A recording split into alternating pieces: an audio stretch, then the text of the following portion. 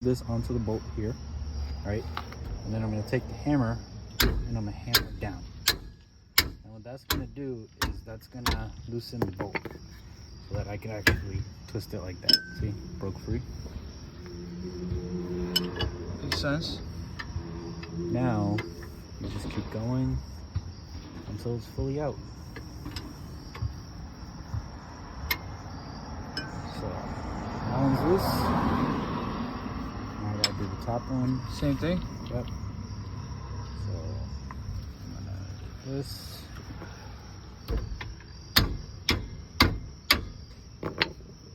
And that's just the easiest way that I've found to break it, is because honestly, you could try and get like a whole impact in here, but an impact's not going to fit in there. Yeah. You can try and muscle it with like a breaker bar, but a breaker bar is so long and you don't have so much space. And you could try and use a 1/2-inch ratchet, but that's not long enough to get leverage.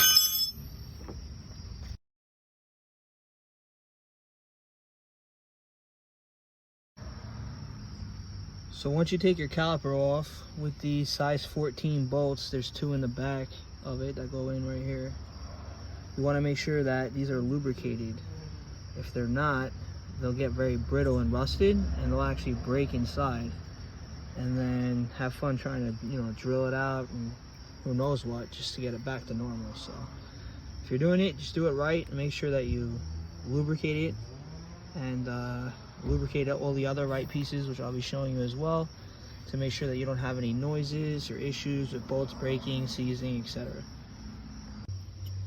All right, so now you're gonna put the bracket on and then get a 19 in there and hold it in place.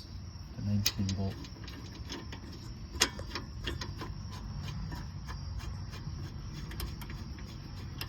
There you go, focused in.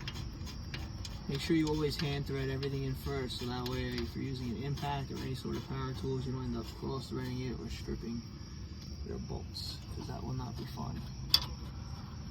So make those snug.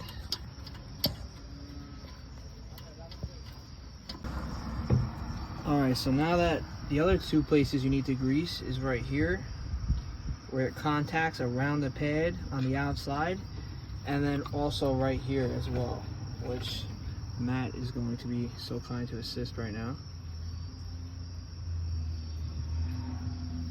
And you're also going to do that on the rear pad as well after you have it placed, and you have these 2 14 bolts holding the 19.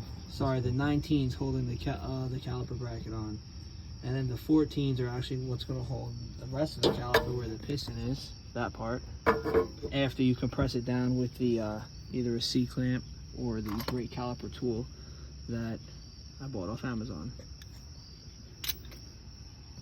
You want to make sure that you open this brake fluid reservoir right here before you compress your piston, by the way. It's very important. So that way there's somewhere for the brake fluid to go once you compress it. It pushes it out.